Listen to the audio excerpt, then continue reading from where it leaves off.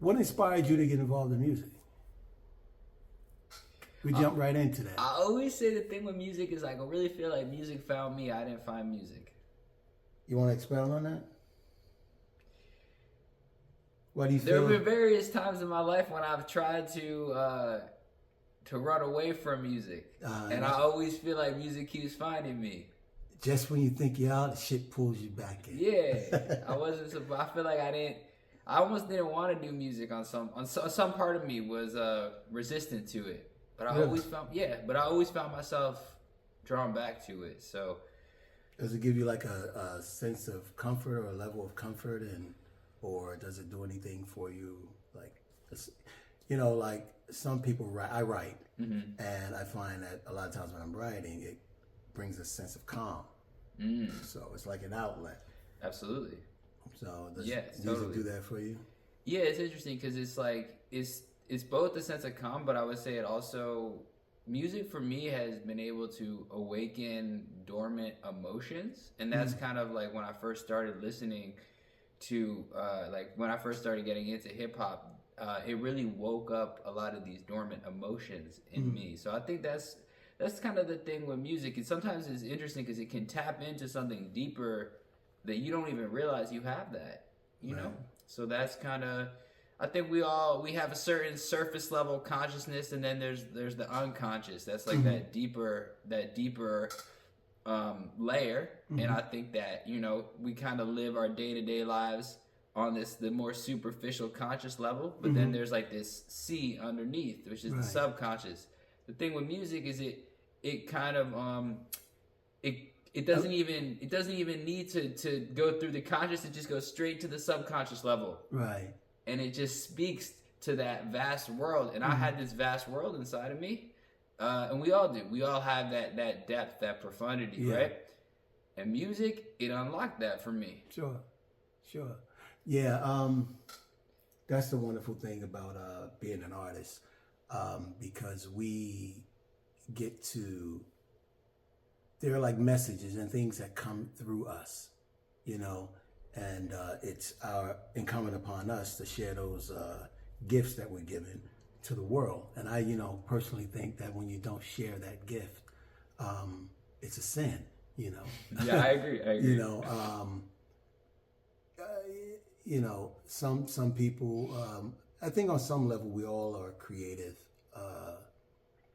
but some are just more blessed with a little more gifts, And, but the gifts come at a high price, because normally the price of a gift is pain, if you ask me. So yeah, I feel that. So that's like, it's a gift, but it's not pain. It's not a pain-free gift. There's a responsibility that comes with that. Right. I think I believe I have a gift, but I also believe that I have a great responsibility because of the gift that I've been given. So I don't treat that lightly. As you were saying, it's a sin. It's almost selfish if you don't honor that gift. Absolutely. So I believe that this is my higher calling. This is my higher purpose. So it's incumbent upon me. Like I said, I have a responsibility to devote 100% of my energy to honoring this gift. And that's exactly why I'm here right now. Yeah, that's dope, man. So I wouldn't be here otherwise. And I don't think you would be talking to me if you didn't recognize that. Facts. I'm driven in that way.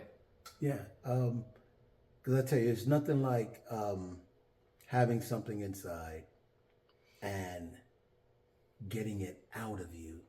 And I think you used the word painful earlier. It's painful when you don't get that shit out. Oh, man. yeah. You gotta, Oh, yeah. And, and when you perform, just let loose, because, you never know as an artist how you're going to inspire someone, how you're going to touch someone. Not that all music has to be serious and, with the deeper meaning to it. You got your place for You got your fun. Miss Jones record? Yeah, you got all that. You remember that. Oh yeah, Miss Jones. Yeah, that was a dope tune, man. You got to do that one for us again. So how long actually have you been? You said when music found you.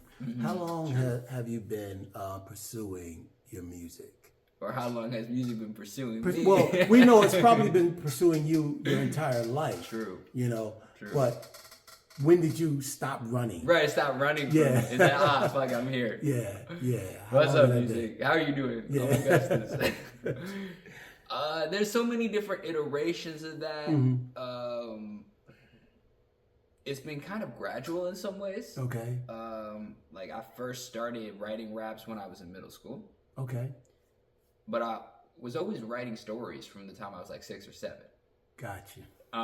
But in terms of like what you were saying, when I stopped running from it, because I ran from it, because I did a little bit, ran a little bit, it caught up to me, ran some more. So I would say about a year ago, really, is when I'm like, yo, I can't run anymore. Yeah. I'm here. I'm Right. present. So it's been I would say about a year since I really truly stopped running from it. Okay.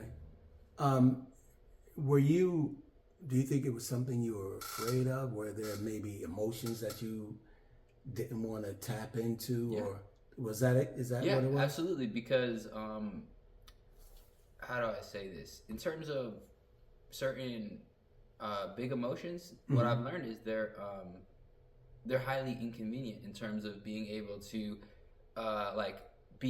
to be able to like sit in the classroom for 1 hour and be like a good student. There's certain emotions that are so big that they really just get in the way of things. So sometimes what you do is you just push them down, because the idea of having to grapple with them is like, yo, this is gonna be so much that I don't know, like I don't feel equipped to deal with it. So I think I got to a point in my life where I'm like, okay, now I feel ready to actually to kind of go face to face with those emotions. Yeah, that's something a lot of folks don't like to do. Looking in that mirror and basically facing yourself. And I guess that's where a lot of artists come into play, because we, through a good song or a good poem or a good piece of artwork, people can see something in that and can help them to deal with what they may not feel equipped to deal with on their own. So, that's the importance of artists. We hold a mirror up to society, whether or not society is ready to face it or not. As a true artist, you're like, nah, fuck, look at this. This is what we really have to deal with here. This is what's real. Yeah.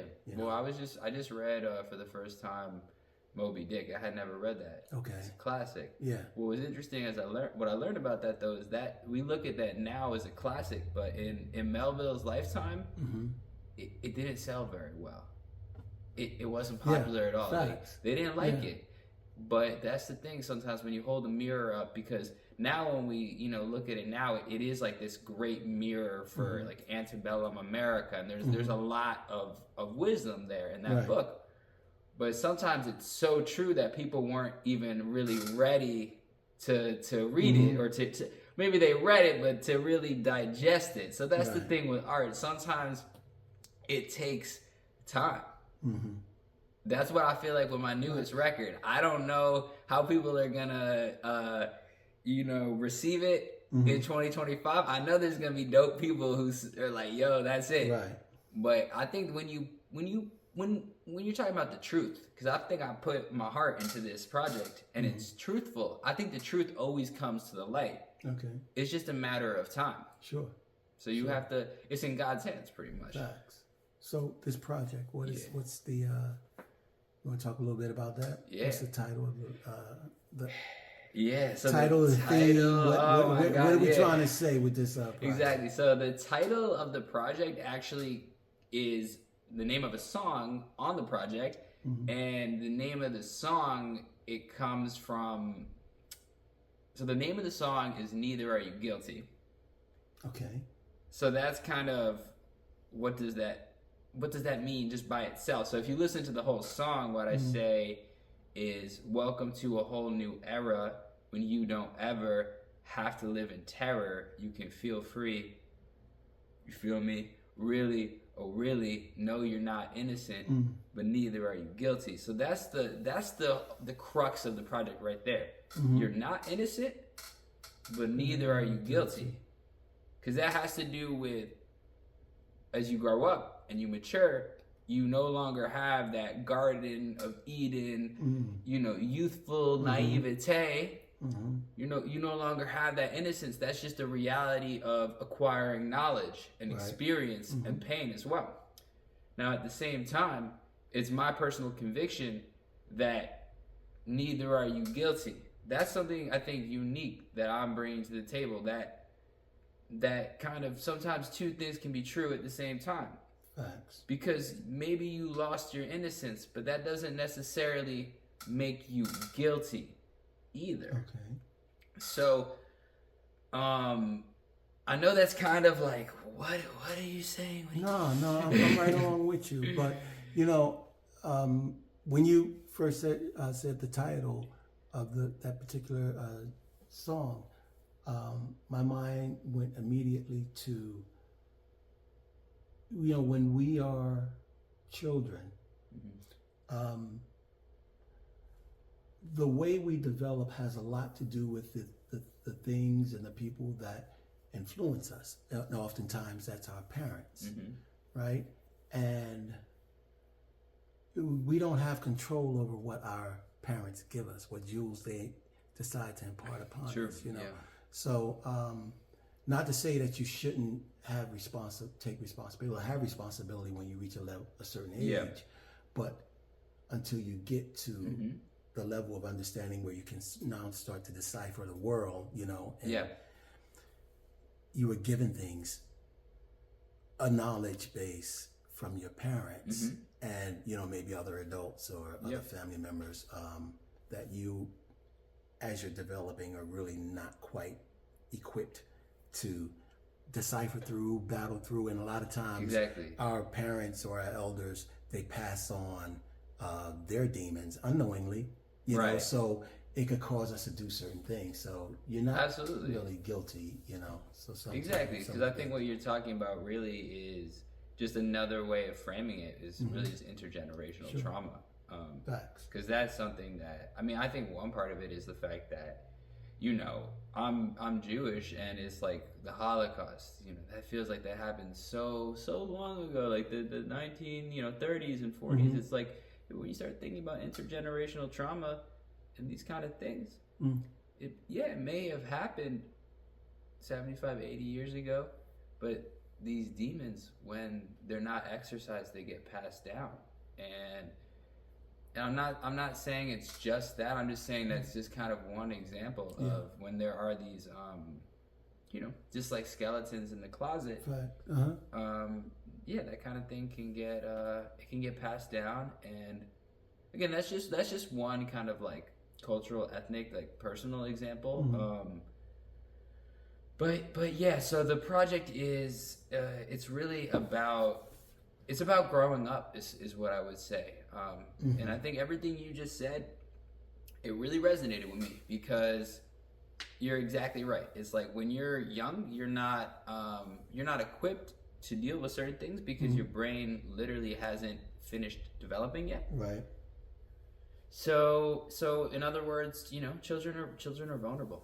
So so I think a lot of what can be scary, I think, is recognizing one's own vulnerability. I think like the idea of realizing that, we were once little and we once were in a space where we weren't able to adequately protect ourselves. I think that's a scary thought, because I think we all want to feel like, we have our armor and we have our, our shield and that we're good. And it's like, I do believe on a deep level, everyone does have their soul and their essence that is like impregnable, that is untouchable. But at the same time, there is a certain reality that, as we were saying, like when you're younger, especially, you just are vulnerable. And as I said, it's just really, it can be really scary to come to terms with the fact that, I wanted to have more control over a situation or an environment, and I didn't have it. So what I learned is that as a way of coping with that, a lot of people then, that's where the guilt comes from, because they internalize that sense of guilt, and that guilt gives their life a sense of purpose. oh, well, it's because I'm wrong, so therefore this or that should have happened to me. But that's bullshit. Yeah. And that's why I'm saying neither are you guilty. Mm-hmm. Yeah, I think I heard the song, and actually, it's one of my favorites. You know, aside from Mrs. Jones, that's really like dope. But yeah, the neither are you guilty. I felt that it's a good tune. It's Thank a you. good message in it.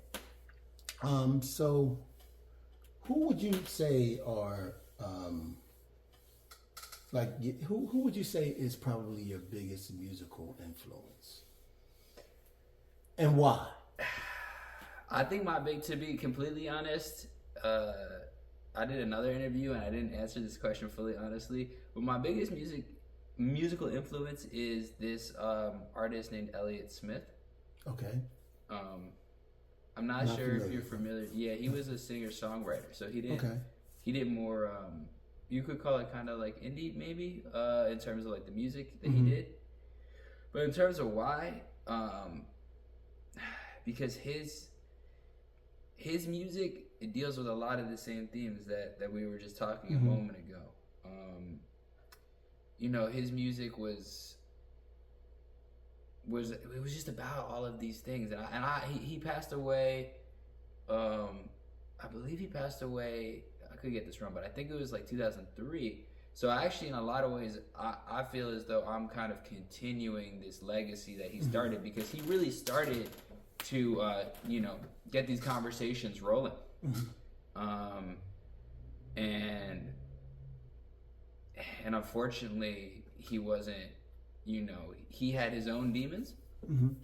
And what I was talking about earlier, about when you have the conscious level and then you have the subconscious, and that, like, I think music is porous in the sense that we have all these barricades and these like fortifications that we put up to protect ourselves. Right. But there are these little cracks in them and these crevices, and I think that music is porous insofar as it has this ability to permeate through our defenses and just tap into that deep subconscious thing. So I found out about Elliott Smith when I was in high school, and I didn't understand why his music spoke to me so much. The more I learned about him, the more I understood. His music, there's not a lot of music where it's like it can just make me cry, and that was the thing. His music, it was like there was something that was blocked or stuck, and somehow his music, it had this kind of magical, I don't even understand exactly how it worked, but it like loosened that thing up, and then all of a sudden, like my spirit, I felt my spirit, and also all this pain that I've been carrying that I didn't even know I had all this pain. That's what's amazing. Music can teach you about yourself. Sure.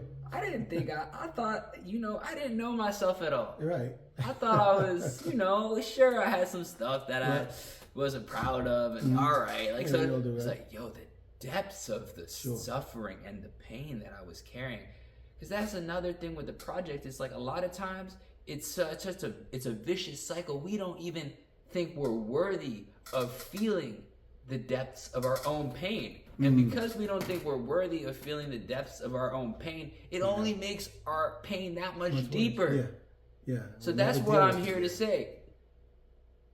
You are worthy of whatever you're feeling. It's real. And you don't need anybody else to validate that for you. That's what I said. I'm a human being too. I got, things I've been going through. It's like, I'm a human being, and I don't need anyone to say your pain is real. It's like, I feel this. I know that this is real.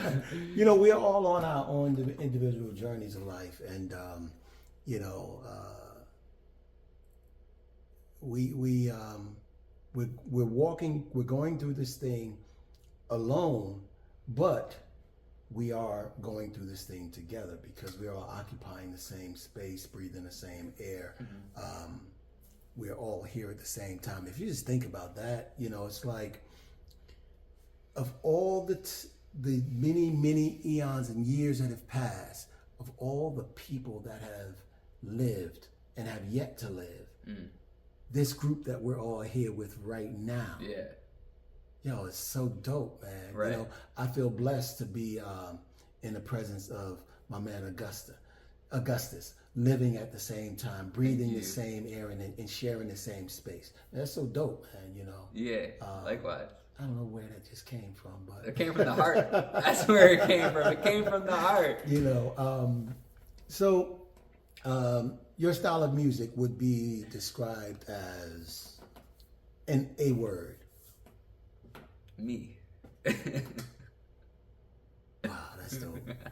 If I had to use one word, that's the only. I could write 12 pages about what it is, but if you had to do one word, that word is me. You, and that means you're being truthful in what you're presenting. You know, and I think any artist, first and foremost, should be truthful. Mm-hmm. You know, because when you come with the BS, people recognize that. When you're being authentic, it reaches people, I think personally, easier. Mm-hmm. You know? Yeah. Yeah.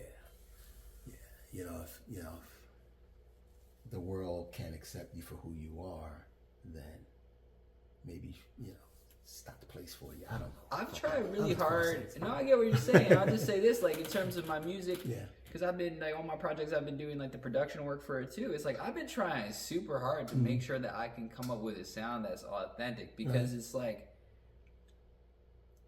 what you were saying, it's like, I like all sorts of different kinds of music, but I don't feel like if I were just going on YouTube and just rapping over drill beats, I'm like, would that really be me? It's like, that's them. Like, I have to find my own sound pretty much. So I've been, you know, really, I would say really hard on myself in terms of like finding my own sound just musically. And that means like for this last project, like I'm like, okay, I'm not really using any samples. I'm going to play all the instruments myself. And I do think you get to a certain point where it's like, yo, no matter what I do, I am me at the end of the day. So that, I think, is kind of a balance, because I really want to feel like, yo, the word I would use is like ownership. I want to have a sense of ownership over my music. I don't want to feel like this is kind of I'm biting off somebody else's sound. Mm-hmm.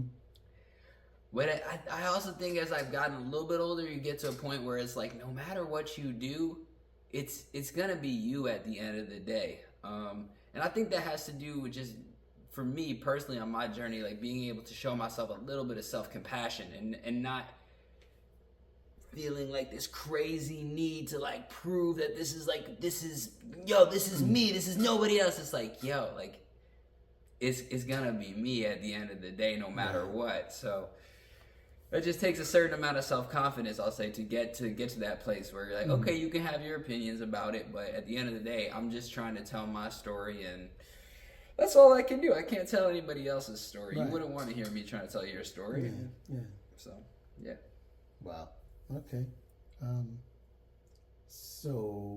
Elliott Smith was your biggest influence. Yes. Yeah, I'm gonna have to definitely check out some of this absolutely. Stuff. Right? So, what direction do you see? Well, before I ask direction, how do you view the state of music today? You know, yeah, it's a big question, but it's a good question. Yeah.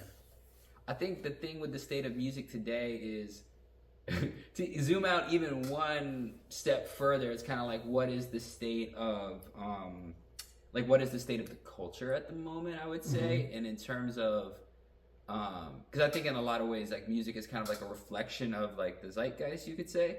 So in terms of what I see with the culture that we live in right now, it's like everything is going increasingly more and more short form. It's like everything is about like TikTok. It's like you get 6 seconds of people's attention span.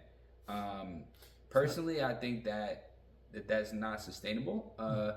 So in terms of like the current state of music, I kind of think that it's a reflection of that. I'll call it like the fragmentation of our collective consciousness, because I'm a storyteller. Human beings, we need to tell each other and ourselves stories to make meaning out of our lives. Right. But now we're in such a microwave world. It's like 6 seconds. You know, and give me a full in 6 seconds. How can you do that? So you're on TikTok, there's no storytelling because you watch one video, that's a 6-second story. Mm-hmm.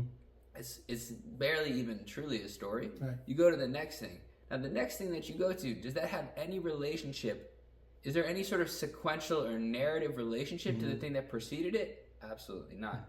It's totally disconnected. And to a certain extent, I think that a lot of, not all of course, but a lot of music today is kind of, reflecting that. And that, so what happens is you have cool moments. I'm not saying there aren't Mm-hmm. cool moments. Those are like fun moments. But in terms of what is something that we can return to and learn from, it needs to be more than just a 6-second moment. It needs to be a larger story. So I think that's something that is frustrating to me, but I try to be the change I want to see in the world. So that's why I'm writing stories, and that, with this last project, I'm leaning more into telling stories as well.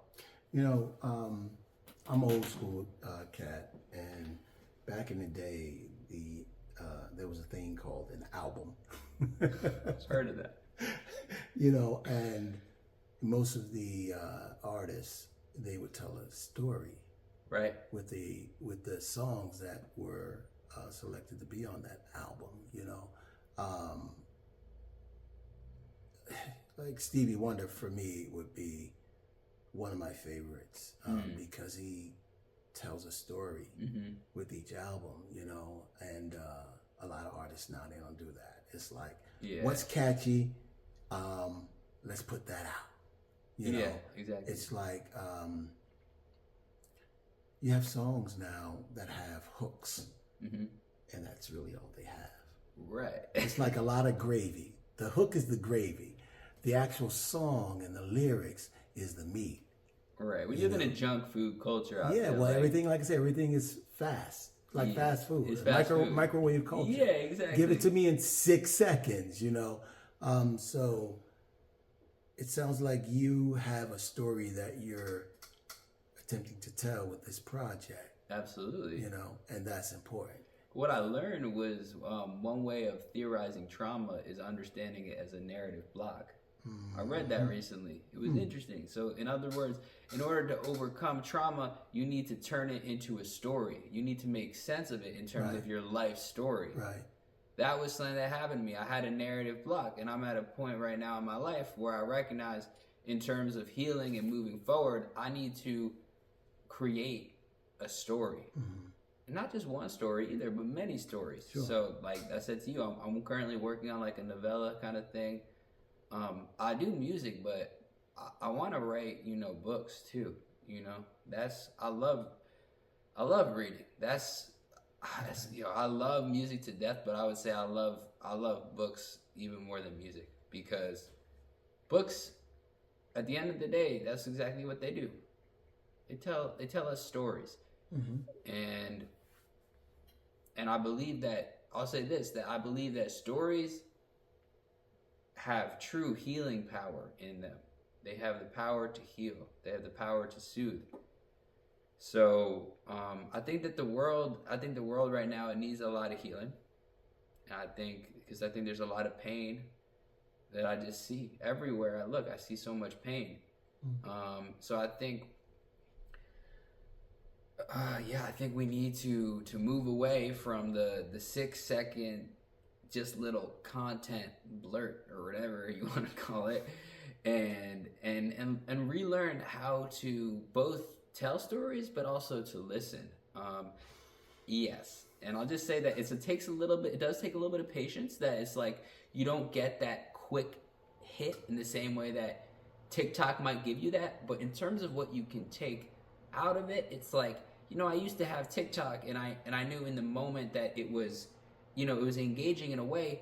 I can't say there's not a single TikTok that I can like really say, that's something that like I can look back on that like fondly, or that I learned from, or has any sort of like lasting value. Now, books is the exact opposite. I could tell you so many of the books that I've read that have had this really deep impact on me, and it's the same with this kind of music too, when it goes to that deeper level. So What I was saying is, yeah, it takes a little bit more concentration and focus, but the reward, what you actually get out of it in the long run, it totally surpasses what that like microwavable content could ever possibly give you. So I think a lot of people are actually missing out, and they're depriving themselves of quite a lot of a sense of serenity and meaning and joy and healing that, you know, all of these things that real art it can provide. So hey, I'm here just trying to do my part and contribute what I can contribute. What feeling, well, what's the feeling that you get or that you have when you're on stage? When I'm on stage? Yeah. That's a good question. I feel like I'm home. I feel like I'm Great home. answer. I feel like I'm home. Like when I'm on stage, it's like this is where I should be. Microphone in my hand. I feel a real sense of belonging when I'm on stage. That's how I would describe it. Yeah, it's like the energy you get from an audience. You know, being at home. I can relate. What's the largest crowd you've ever performed in front of? Oh, that's a good question. Largest crowd. I can't say that I have like one solid answer, but one thing that I did say when we were at Omi's was I'm really enjoying at the moment the smaller, more intimate gatherings, because personally it's my conviction that I'm not always gonna get to have that privilege of really being able to connect with, yo, it's Ray's right there, you know, CJ's there, it's like, these are my people, it's like, we're all like a family, I'm like, I'm enjoying that while that lasts, so that's dope. Yeah, and you can feel the energy, or you can connect easier in a smaller space. Yeah. You know, we had an event where one night, it may have been about 15 people, and to this date, that was probably the best night we ever had, because everyone performed, and you know, we strive to have a no judgment zone, you know, when it comes to presenting your art. But everyone performed, and we had folks, at least 2 people said, you know, I've always wanted to get up in front of a room, but I never had the heart to do it. And you know, I feel welcome, I feel at ease, and I'm gonna do this poem that I wrote, and you know, hope you like it. And that was a woman's first time performing. It was dope. It was really good. You know, that same particular night, we talk about art reaching people, you know, or performing reaches people. We had an older woman here. She was like 70 years old. And she got up, little Indian lady, who was very thick accent.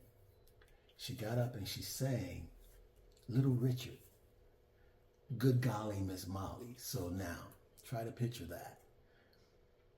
This little frail woman singing Little Richard. Little Richard's all over the place when he's singing. And this woman just launched into this.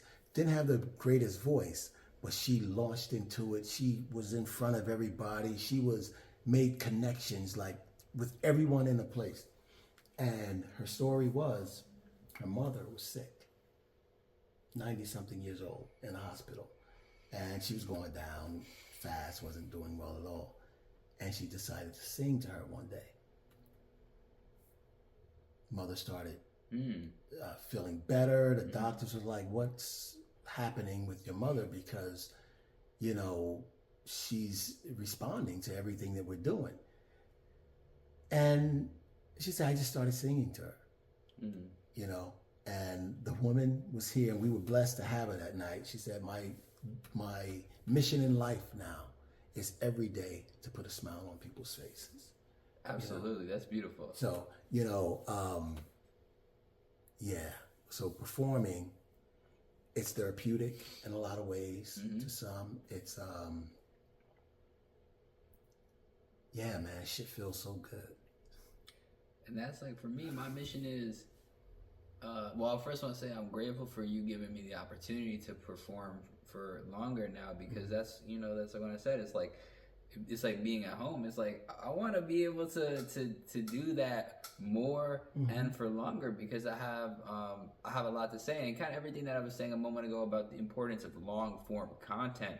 I truly feel as though, because I'm trying to tell a story, it's been very difficult for me in the past, because I get, it's like I wrote 15 chapters, and I want everyone to experience the 15 chapters. Well, you get to read 2. Okay, I'm going to make the most out of those 2 chapters, but I feel as though not until you read the whole 15 will you truly feel the kind of totality of the art. So just thank you, because you're really one of the first people to give me the shine that I know that I deserve it, but I appreciate you for recognizing it. Yeah.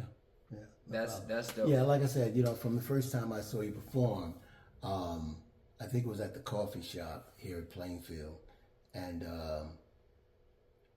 I dug what you were doing, and I felt what you was doing, and each time that I saw you perform, you always deliver, for me, and I'm appreciative that you decided to come and grace our stage with your art and share with us. So, it's a blessing for us,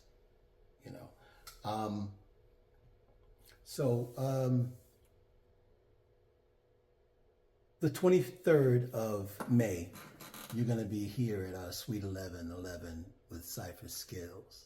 I'm excited. I don't know if the folks are ready for you. But I don't think they are. Yeah, man. There's a couple of tunes that I've seen you do. I just hope you and I'm sure you're gonna give us something special. But I can't wait, man. So anything you want to say, anything else you want to say about your project, what's gonna happen here on the 23rd, or you're just gonna wait until then and then just shock the world? I don't, whatever you want to say, man. Give us something for the 23rd. Yeah, I mean, well, I mentioned to you on the phone, I'm dropping the project the 22nd.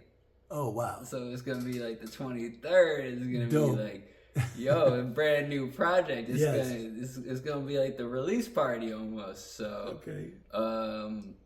I worked hard on this project. I feel like in some ways I worked on this for over a year, but in other ways I feel like I've been working on this project my whole life, so to speak. So for the first time in my life, I'll just say this: I feel really proud of this body of work that I've created. In the past, I've always felt a real kind of sense of like internal conflict. It has to do with what we were talking about earlier about authenticity. Like I wanted to make sure it was like really me, like really authentic. And I think when it feels truly authentic, I think it allows you to have a sense of ownership and then a sense of pride. So I feel really proud about this project. I feel like I don't need to sell anybody on it. I think it's, if you enjoy it, you enjoy it, and it's I like that. I love that you're responding to some of it. Let me know which ones you want to hear. You frustration, I got you. Like you say the word. That's the joy. That's the first thing I ever heard you hear. I never heard you hear.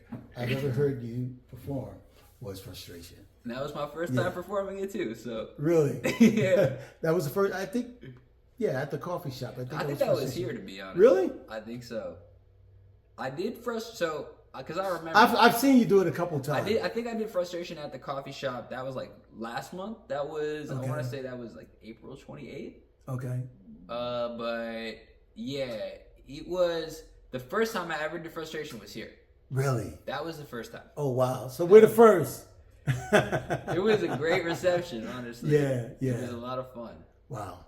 So I know you're going to bless us on the 23rd, and we look forward to the 23rd. We look forward to the 22nd when you release the project, and let us know how we can We're gonna pump that, however we can, bro. But Oh, I appreciate that. I just appreciate you coming through, man, and blessing us.